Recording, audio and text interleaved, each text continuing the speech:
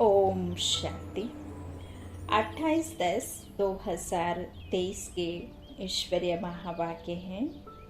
आज के मुरली क्लास में मीठे बाबा ने कहा, मीठे बच्चे, बेहद सर्विस के लिए तुम्हारी बुद्धि चलनी चाहिए। ऐसी बड़ी घड़ी बनाओ जिसके कांटों में रेडियम हो, जो दूर से ही चमकता रहे। प्रश्न है, सर्विस की बुद्धि के लिए कौन सी युक्ति रचनी चाहिए? उत्तर में बाबा ने कहा, जो महारथी बच्चे हैं, जो महारथी होशियार बच्चे हैं, उनको अपने पास बुलाना चाहिए। महारथी बच्चे चक्कर लगाते रहें तो सर्विस वृद्धि को पाती रहेगी। इसमें ऐसे नहीं समझना चाहिए कि हमारा मन कम हो जाएगा। बच्चों को कभी भी देह अभिमान में नहीं आना चाहिए। महारथियों का बहुत बहुत रिगार्ड रखना चाहिए। देखिए, समझदारी उम्र से नहीं, समझदारी बुद्धि से होती है। बाबा का कोई भी लौकिक में उसकी उम्र भले ही 60 वर्ष क्यों ना हो, और भले ही उसकी उम्र 20 वर्ष क्यों ना हो, लेकिन परम पिता के बच्चे होने के नाते आप आत्माएं हैं। जो आपकी उम्र आपको समझ आती है, वो उम्र आपके इस तन की है। समझदारी की उम्र बाबा के पुरुषार्थ में, बाबा के उन बच्चों में है जिनको समझ ज़्यादा है। किस बात की समझ? बाबा के ज्ञान की, बाबा के ज्ञान की धारणा, बाबा के ज्ञान का स्वरूप जो उनके चेहरे से झलकता है। कहते ना, नूर झलकता है। तो इस तरह से बाबा क्या कहते हैं कि कभी भी इस तरह से देह अभिमान में नहीं आना है। यह नहीं कि सामने वाला तो कम उम्र का है, उससे मैं कैसे कहूँ कि तुम ज्ञान दो या तुम कहीं जाकर बाबा की सेवा करो, इसमें मान कम हो जाएगा। ऐसे कभी नहीं समझना। बच्चों को कभी भी देह अभिमान में नहीं आना चाहिए। महारथियों का बहुत बहुत रिगार्ड रखना चाहिए। गीत है, यह वक्त जा रहा है। ओम शांति। घड़ी का नाम सुना तो बेहद की घड़ी याद पड़ी। यह है बेहद की घड़ी। इसमें सारी बुद्धि से समझने की बात है। उनका भी बड़ा कांटा और छोटा कांटा है।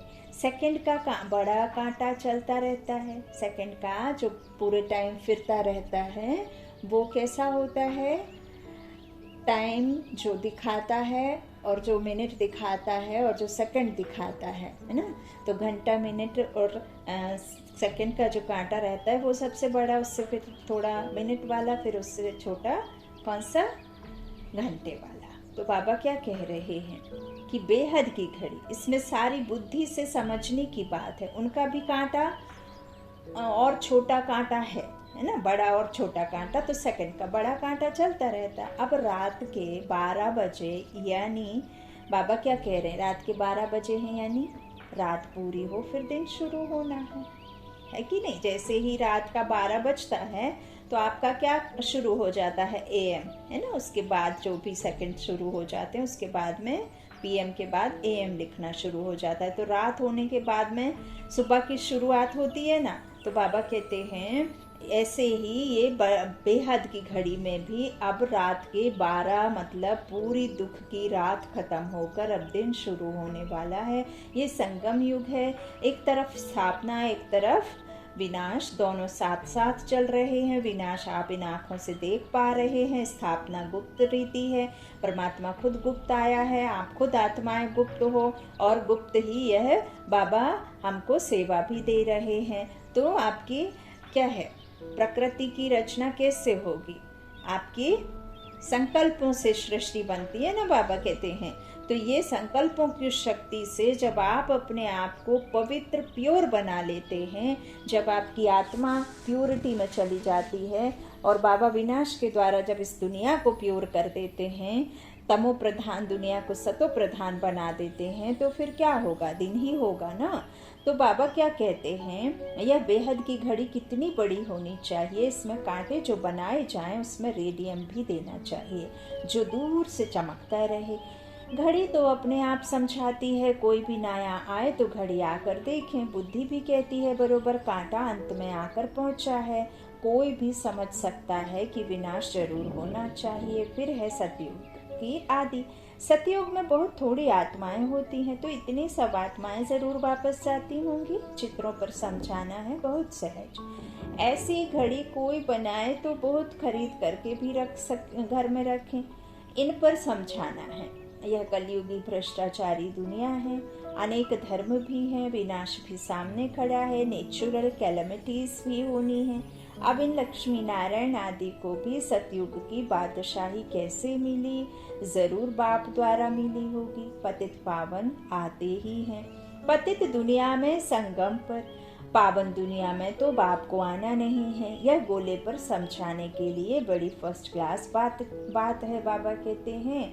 और इस पर समझाना किसको भी बड़ा सहज है। जिनके पास पैसे बहुत हैं वह तो आर्टिस्ट को झट ऑर्डर दें और झट चीज तैयार हो जाए, है ना। बाबा कहते देखो, धन से सेवा भी तो तन मन धन से, जिसके पास जो है वो लगाते जाओ, सेवा करते जाओ तो धन सफल हो जाएगा। आप जो दान देते हैं ना, वो दान कैसे पात्र को देना है जिसमें आपका धन कैसा हो जाए, सफल हो जाए। तो दान पात्र को देख करके देंगे तभी सफल होगा। अब ये कोई ऐसी संस्था या ऐसा कोई वो नहीं है जो चंदा से चल रहा है या किसी के द्वारा चल रहा है।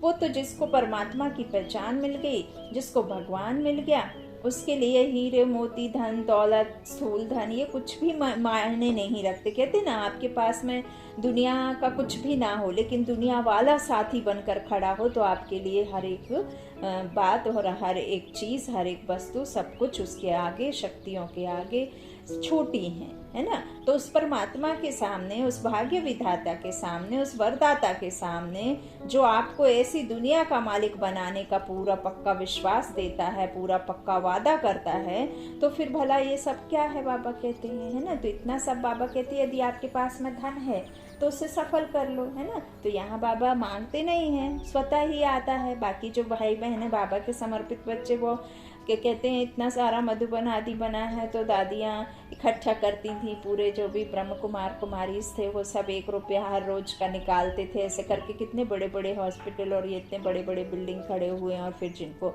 सुख मिलता है, जिनको भगवान मिलता है, वो स्वतः ही देते हैं। तो सबसे ज़्यादा तो बाहर जो बाबा के बच्चे कन्वर्ट होकर के बॉम्ब, रावण टोपी बॉम्ब ब्लास्ट में जो इधर उधर बिखरे हुए हैं, वो जब आते हैं तो वो पूरा सब कुछ दे देते हैं बाबा के बच्चों के लिए। बाबा को देना मतलब बाबा कहते हैं ये तो गलत है। मैं किसी का कुछ लेता नहीं हूँ।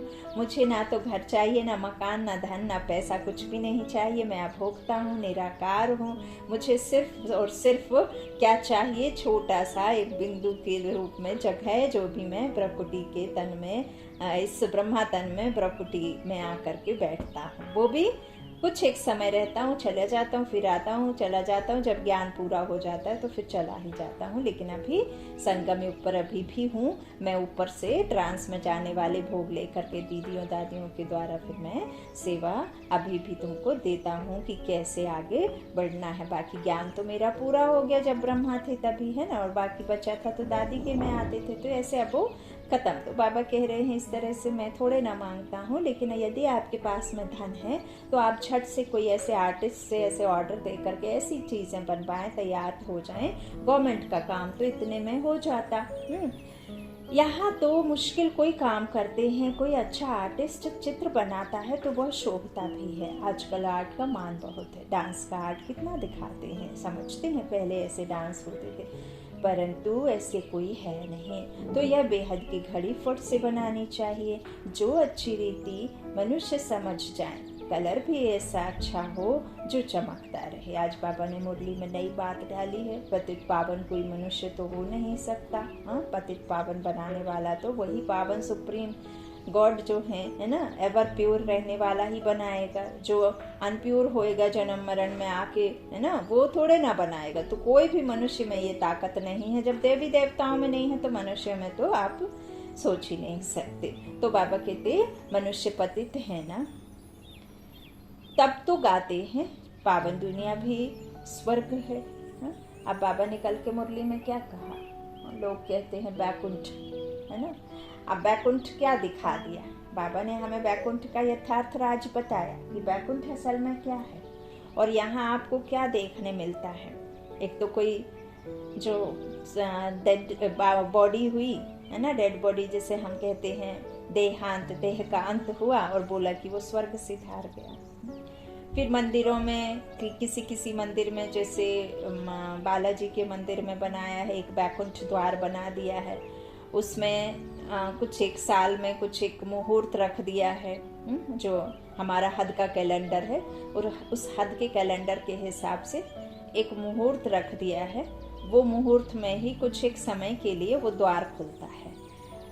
अब इस पतित दुनिया के मनुष्य आत्माएं, विकारी सोच वाले, अनप्योर, जो नेगेटिविटी से भरपूर एनर्जी है, काम क्रोध मोह लोभ अहंकार से भरी हुई ये आत्माएं हैं, वो आत्माएं उस मुहूर्त के हिसाब से उस दरवाजे के अंदर चली जाएंगी। कर्म प्रधान नहीं है, कर्म अच्छे नहीं हैं, रोज झूठ साच बोलना, रोज एक दो को कड़वे बोलना, रोज किसी के प्रति हर पल द्वेष भावना, घृणा की भावना, बदले की भावना रखना, उन मनुष्यों के उस द्वार से उस एक समय पर निकलने से बैकुंठ चले जाते हैं या बैकुंठ प्राप्त होगा। ऐसे सब, यह सब अभी यहाँ गढ़ना हद की गढ़ी हुई है। बाबा हमें बेहद का बताते हैं कि बैकुंठ आप कब जाओगे, कैसे जाओगे, आपको क्या करना पड़ेगा, कौन सी श्रीमत पर, कौन से ज्ञान से, कौन से द्वार से जाना है ना, किसकी याद में रहकर जाना। तो यह सब बात बाबा जो यथार्थ हमें नॉलेज, सत्य बाप सत्य ज्ञान देते हैं, तो इस पर हमें मूंझना नहीं है। आपको मनन चिंतन करना है कि कौन सा सही है, कौन सा गलत है। अच्छा, तो बाबा क्या कहते हैं, इस तरह से बनने चाहिए चित्र जो दूर से दिखें। तो यहाँ तो दुनिया में मनुष्य कोई पतित पावन हो ना सके। बाबा कहते हैं, गाते तो हैं कि पावन दुनिया भी स्वर्ग है। बाबा कहते हैं मनुष्य तो नहीं समझते कि श्री कृष्ण ही श्याम है, फिर सुंदर बनता है। तो इसलिए नाम पड़ा है श्याम सुंदर। जब वो आत्मा पावन रहती है ना, प्योर होती है 16 कला से संपूर्ण, तो वो आत्मा गोरी रहती है, उसे सुंदर कहा। जब वो आत्मा काली हो जाती है कर्म करते करते, बार बार जन्म मरण में आके, तो वो श्याम हो जाती, कलाएं कम होने से, है ना। तो हम भी पहले नहीं समझते थे, अभी बुद्धि में है, बरोबर काम चिता पर बैठने से काला हो जाता है, अर्थात आत्मा पतित हो जाती है। यह भी स्पष्ट करके लिखना है। वर्षा देते हैं परमपिता परमात्मा और श्राप देते हैं रावण। मनुष्यों की बुद्धि फिर चली जाती है रघुपति राघव राजा राम तरफ, परंतु राम तो है परमपिता परमात्मा। यह सब बुद्धि चलाकर चित्र बनाना चाहिए, क्योंकि आजकल अपने को भगवान तो सब कहते रहते। तुम जानते हो बाप तो एक ही है, बाकी हम सब आत्माएं परम धाम में परमात्मा के साथ जाकर रहेंगी। उस समय बाप भी ब्रह्मांड का मालिक, हम भी ब्रह्मांड के मालिक हैं। फिर बाप कहते हैं तुम बच्चों को मैं विश्व का मालिक बनाता हूँ, और भल कोई कितना भी बड़ा राजा हो ऐसे नहीं कहेंगे कि हम विश्व के मालिक हैं। बाप तो विश्व का मालिक बना रहे हैं। लौकिक में यदि आएंगे भी राजा महाराजा कोई होंगे, तो वो तो ये कहेंगे कि हम स्टेट को राज्य करते हैं, हम स्टेट के राजा हैं, है ना, हम फलाने देश के राजा हैं। ये थोड़ी कहेगा कि विश्व के राजा हैं। लेकिन बाप तो हमें विश्व का मालिक बना रहे हैं। ये पूरी दुनिया जो आप बाय प्लॉट देख रहे हो, जैसे कि शरीर में एक हिस्सा सब कुछ है, बाकी में पानी है, ऐसे ही ये दुनिया में बाकी सब बाय प्लॉट जैसा होगा, जैसा था वैसा ही हो जाएगा। और वापस जो 100 साल में बसी दुनिया वो चली जाएगी। लोग बढ़े तो उन्होंने अपने लिए घर बार बना लिए, जंगलों को काट कर पानी के ऊपर बसा ली दुनिया। अब चांद सितारों पर भी जाने की कोशिश में। तो बाबा कहते हैं तो ऐसे माता पिता पर कितना कुर्बान जाना चाहिए जो हमें विश्व का मालिक बनाते हैं। उनकी श्रीमत मशहूर है। उस पर चलते चलते पिछाड़ी में आकर श्रीमत का पूरा पालन करते हैं। अभी अगर श्रीमत पर पूरा चलें तो श्रेष्ठ बन जाएं। कितना माथा मारना पड़ता है, जब तक यज्ञ है तब तक पुरुषार्थ चलता रहेगा। यह है रुद्र ज्ञान यज्ञ। वह भी रुद्र यज्ञ करते हैं शांति के लिए, उससे तो शांति हो ना सके। शांति कब होगी? जब आपके अंदर अशांति वाले संकल्प खत्म होंगे। अब वो अशांति वाले संकल्प जो हैं, व्यर्थ संकल्प जो हैं, वो कैसे खत्म होंगे? जब आप अपने खुद के जो शांत स्वरूप आत्मा है, अच्छा आत्मा क्यों बार बार शांति की मांग करती है? क्योंकि उसका जो निज गुण है, जो स्वरूप है, जो उसका स्वभाव है ना, जो उसका संस्कार है आत्मा का, वो कैसा है? शांत स्वरूप है। जब वो शरीर में आती है तो वो हलचल में आती है। तो आत्मा का जो आपका अनादि स्वरूप है, उस स्वरूप में आपको टिकना पड़ेगा। हाँ? और जब उसकी प्रैक्टिस करते करते आप इस देह भान से, इस देह के दुनिया से, इस देह के संबंधों से जब परे रहेंगे तो वो नेचर आप में आता जाएगा, फिर वो नेचर आपका बन जाएगा। बाकी शांति पाठ करने से, मंत्र आदि उच्चारण करने से तो नहीं होगा, क्योंकि ये तो हम द्वापर से करते आए। तो बाबा कहते हैं ये सबके शांति यज्ञ से तो शांति नहीं होगी, है ना।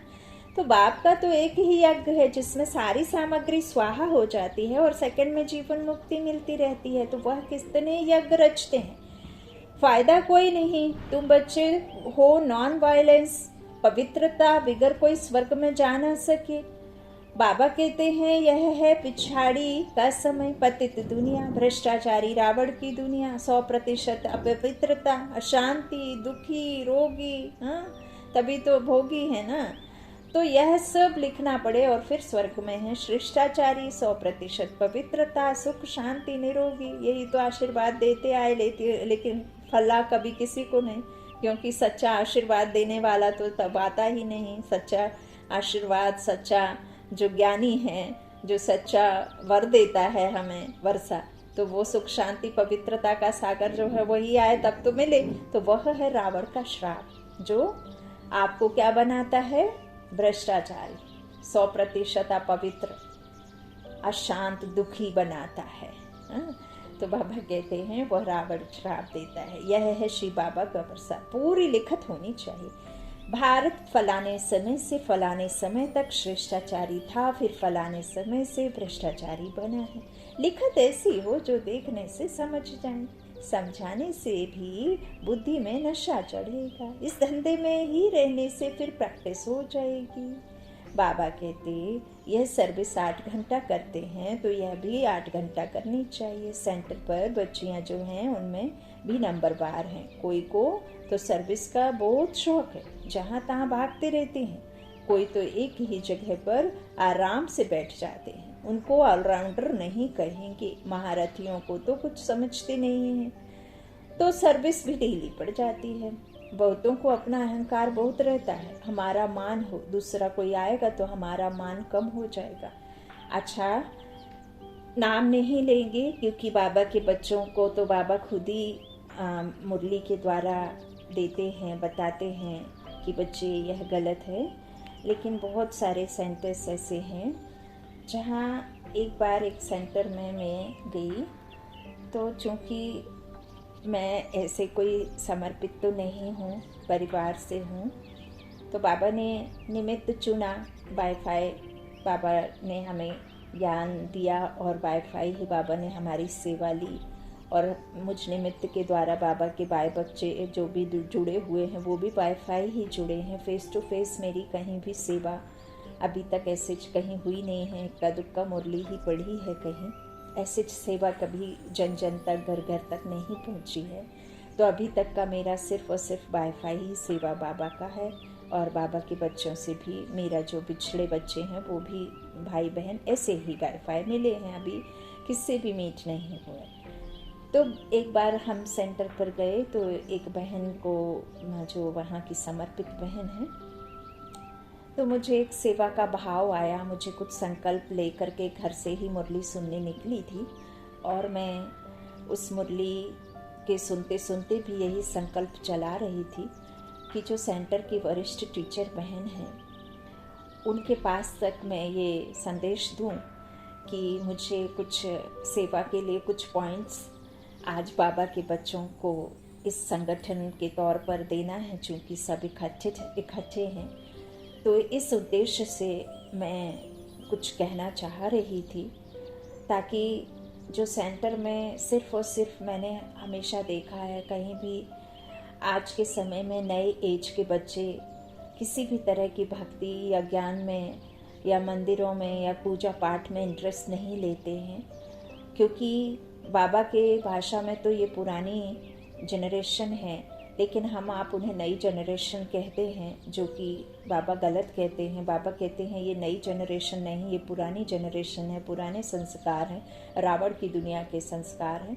तो मेरे मन में हमेशा ख्याल आता कि वहाँ सिर्फ और सिर्फ सीनियर सिटीज़न ही आते, जिनके घर में लड़के बहू बेटे ऐसे रहते हैं जॉइंट फैमिली से, जो दुखी हैं, जो परेशान हैं, जिनको एक्स सर्विसमैन हैं, ऐसे सब वहाँ आते।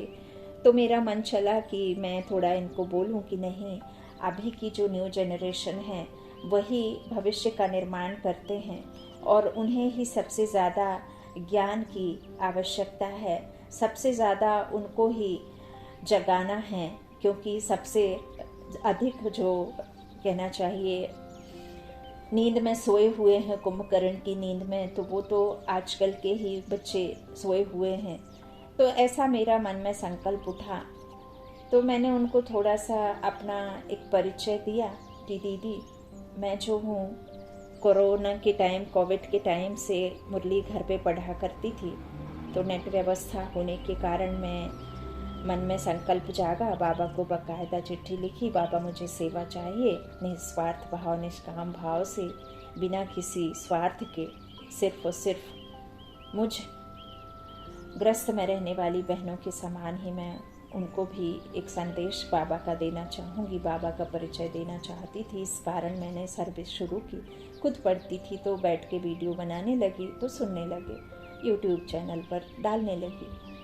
ऐसे करके मैंने उनको कहा ही है, और दीदी को लगा कि ये अपने साइट के या चैनल का सब्सक्राइबर के लिए खड़े होकर के बोलेंगे, और मेरे जो इतने बच्चे हैं जो डेली आते हैं बाबा का ज्ञान सुनने मेरे द्वारा, तो वो तो इनके तरफ खिंच जाएंगे, घर में ही रहेंगे। तो उनके यही 2 लाइन थी कि नहीं, वो थोड़े बहक जाएंगे, मुश्किल से तो आते हैं। तो फिर मैंने बाबा से कहा, बाबा माफ़ी, यदि मैंने किसी का कुछ मन में किसी भी प्रकार से मैंने ऐसा सोचा हो तो मैं माफ़ी चाहूँगी। फिर ऐसे मैं घर आ गई। अच्छा, माफ़ी बाबा, अभी भी मैं किसी का विशेष आत्मा की कोई बुराई नहीं, बाबा के ही महावाक्यों को मैंने थोड़ा सा आपको समझाया कि ऐसे सब चलता है। तो बाबा कहते हैं कि किस तरह से ऑलराउंडर कोई होते हैं, कोई नहीं होते हैं। तो महारथियों को तो कुछ समझते नहीं है, तो सर्विस भी ढीली पड़ जाती है। बहुतों को अपना अहंकार बहुत रहता है, हमारा मान हो, दूसरा कोई आएगा तो हमारा मान कम हो जाएगा। यही नहीं समझते कि महारथी तो मदद करेंगे, अपना अहंकार रहता है, ऐसे भी बुद्धू है। तो बाप कहते हैं सच्ची दिल पर ही साहेब राजी होता है। साहेब को राजी करना है तो दिल को साफ रखो, है ना, सच्ची दिल रखो। तो बाबा के पास समाचार तो आते रहते हैं ना, बाबा हर एक की रग को समझते हैं। यह बाबा भी अनुभवी है ना, ब्रह्मा बाबा।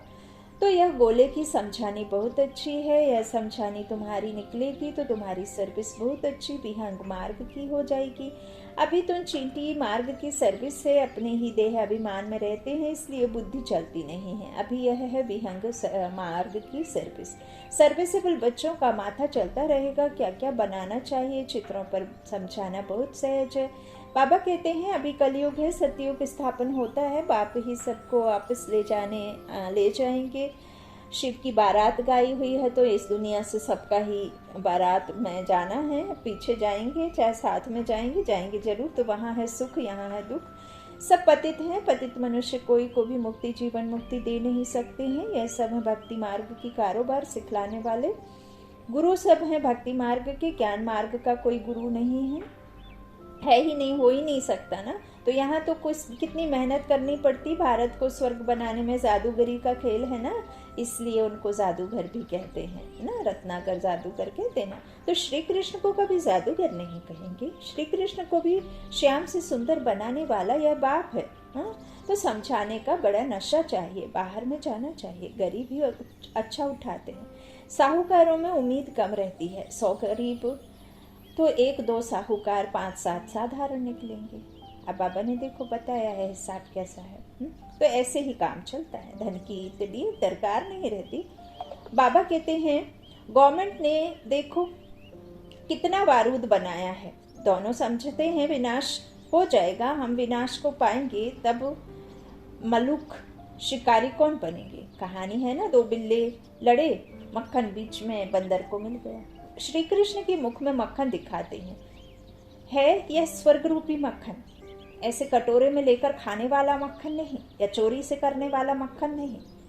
तो जो पुरुषार्थ करेगा, जो बिना बाहुबल के ताकत दिखाएगा, जो अपनी खुद से लड़ाई लड़ेगा, आत्मा की आत्मा से लड़ाई, खुद बदलेगा, दूसरों को क्या बदलेगा, है ना। तो जब स्व राज्य अधिकारी स्व कर्मेंद्रियों को वश कर लेगा, तब वो नारायण बन जाएगा। तो वो सबसे जास्ती जो स्वराज्य अधिकार प्राप्त करने वाला, जिसके मुख में मक्खन है, तो वो तो ब्रह्मा है, वही तो कृष्ण की आत्मा। तो बाबा कहते हैं है यह स्वर्ग रूपी मक्खन। यह बातें मुश्किल कोई समझ सकते हैं, यहाँ 20-25 वर्ष रहने वाले भी कुछ नहीं समझते। पहले पहले भट्टी बनी, उसमें कितने आए कितने चले गए, कोई जम गए हैं। ड्रामा में कल्प पहले भी ऐसे ही हुआ था। बाबा कहते अब भी ऐसे हो रहा है। चित्र जितने बड़े होंगे उतना कोई को भी समझाना सहज होगा। लक्ष्मी नारायण का चित्र भी जरूरी है, झाड़ से पता पड़ता है भक्ति कल्ट कब से शुरू होता है। ब्रह्मा की रात 2 युग, फिर ब्रह्मा का दिन 2 युग। मनुष्य तो समझते नहीं, फिर कहेंगे ब्रह्मा तो सूक्ष्म वतन में है, परंतु प्रजापिता तो जरूर यहाँ ही होगा। कितना गुहा राज है जो शास्त्रों में तो हो नहीं सकते। मनुष्य ने सब उल्टे चित्र देखे हैं, उल्टा ज्ञान सुना है। ब्रह्मा को भी बहुत भुजाएं दी हैं, दाढ़ी दिखा दी है, बाकी किसी को भी दाढ़ी नहीं, ब्रह्मा को दिखाई है ना। तो यह जो भी शास्त्र आदि हैं वह सब है भक्ति मार्ग की सामग्री। यह कब से शुरू होती है दुनिया नहीं जानती। मनुष्य भक्ति कितनी नहीं करते हैं, कितने धक्के खाते हैं, कितना खर्च करते हैं, कितना शारीरिक श्रम करते हैं, है ना। कष्ट पाते हैं, लेकिन कुछ मिलता थोड़ी है। भगवान उन सब से मिलता ही नहीं। समझते हैं भक्ति बिगर भगवान मिल नहीं सकता, लेकिन जब पूरी दुर्गति हो तब तो भगवान मिलेगा सदगति के लिए। जहाँ सुख नहीं वहाँ बाबा कहते हैं दुख नहीं, वहाँ सुख की आस कैसे। जहाँ शांति नहीं वहाँ शांति की आस कैसे। जहाँ पवित्रता नहीं वहाँ पवित्रता की आस कैसे। तो जहाँ हाहाकार नहीं वहाँ जय जयकार कैसा। जहाँ हार नहीं वहाँ जीत कैसी, है ना। तो ये सब होगा कब, जब बाबा कहते हैं दुर्गति होगी, तब तो सदगति की इच्छा होगी। तो बाबा कहते यह हिसाब किताब तुम बच्चे जानते हो। आधा कल्प से भक्ति शुरू होती है। बाप कहते हैं यह वेद उपनिषद यज्ञ तप आदि सब है भक्ति मार्ग के, यह सब खत्म होने हैं, सबको कला। बाबा कहते हैं काला बनना ही है, फिर गोरा बनाने बाप को आना पड़े। बाप कहते हैं मैं कल्प के संगम युगे युगे आता हूँ, ना कि युगे युगे।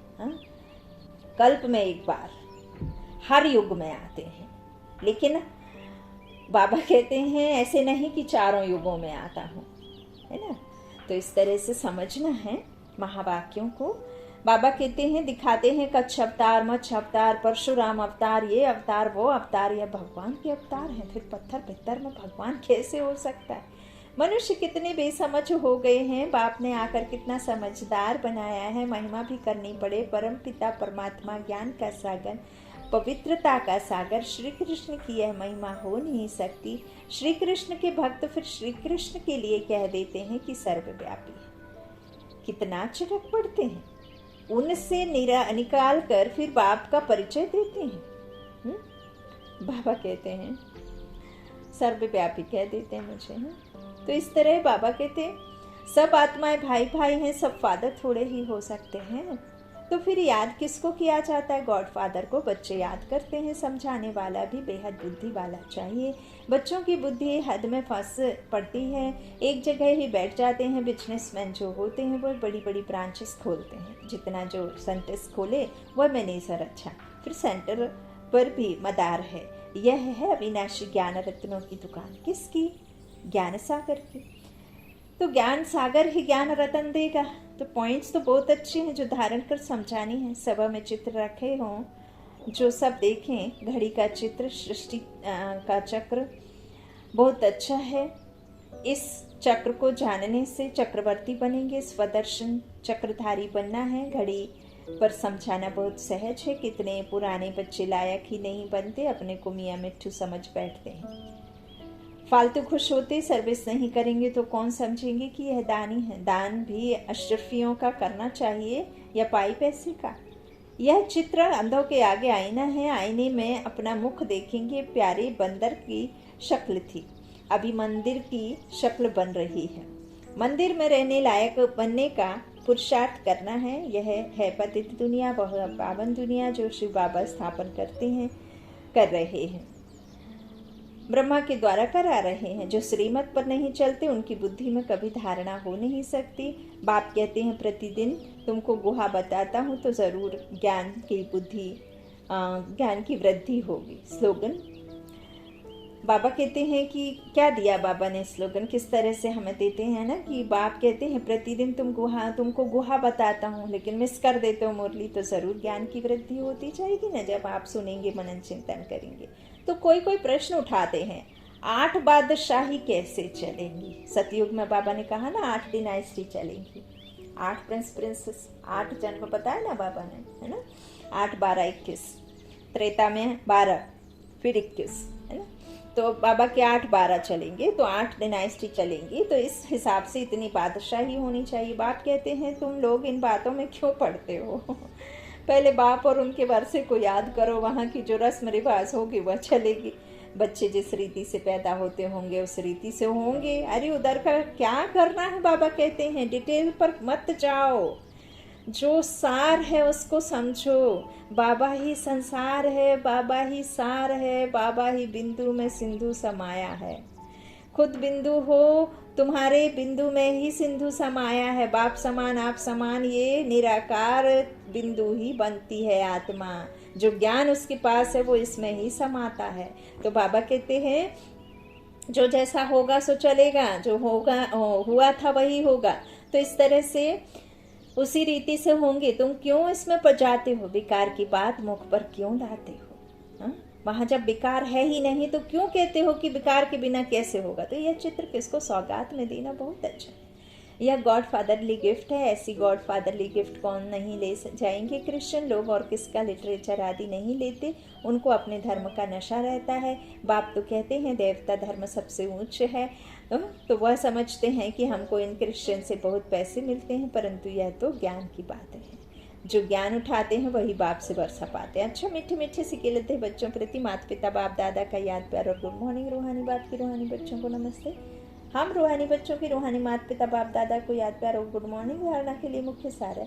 पहला, विश्व का मालिक बनाने वाले माता पिता पर दिल से कुर्बान जाना है। उनकी श्रीमत पर अच्छी रीति चल श्रेष्ठ बनना है। अपनी दिल सदा सच्ची रखनी है। अहंकार में नहीं आना है। अशरफियों का दान करना है। ज्ञान दान करने में महारथी बनना है। 8 घंटा ईश्वरीय सर्विस जरूर करनी है। वरदान है, सर्व प्राप्तियों की अनुभूति द्वारा माया को विदाई दे बधाई पाने वाले खुशनसीब आत्मा भव। जिनका साथी सर्वशक्तिमान बाप है उनको सदा ही सर्व प्राप्तियां हैं। बाबा कहते उनके सामने कभी किसी प्रकार की माया आ नहीं सकती। जो प्राप्तियों की अनुभूति में रहे माया मिलती है। तो बाबा कहते हैं जो भी हम बाबा से लेते हैं ना, जो प्राप्तियों की अनुभूति में रह माया को विदाई देते हैं, है ना, तो बाबा क्या कहते हैं, उन्हें बाप दादा द्वारा हर कदम में बधाई मिलती है। तो सदा इसी स्मृति में रहो कि स्वयं भगवान हम आत्माओं को बधाई देते हैं, स्वयं ईश्वर। आपको वर्षा दे रहे हैं, भगवान आपको पद दे रहे हैं, भगवान आपको पढ़ा रहे हैं, भगवान आपकी पालना कर रहे हैं। तो जो सोचा नहीं वह पा लिया, बाप को पाया, सब कुछ पाया। ऐसे खुश नसीब आत्मा हो। तुम खुद को कहो, तुम आत्मा को कहो कि हे आत्मा, तू इतनी भाग्यशाली हो गई कि तुझे भगवान ने चुन लिया। तू कहाँ कहाँ भटकती थी, ये बुद्धि कहाँ कहाँ ले जाती थी। हे मन, तू तो राजा बन गया, तू तो भगवान का बन गया। हा? तो ऐसे खुशनसीबी, ऐसे अपने भाग्य को सराहो, ऐसे अपने भाग्य के गुणगान करो और अपने भाग्य को चमकाओ। अच्छा स्लोगन है, स्वचिंतन और प्रभु चिंतन करो तो व्यर्थ चिंतन स्वतः समाप्त हो जाएगा। स्वचिंतन और प्रभु चिंतन करो तो व्यर्थ चिंतन स्वतः हो जाएगा, ना समाप्त हो जाएगा। ना ही आप पर चिंतन करो और ना ही मन का चिंतन करो, सिर्फ स्वचिंतन करो और प्रभु चिंतन करो। अच्छा, ओम शांति।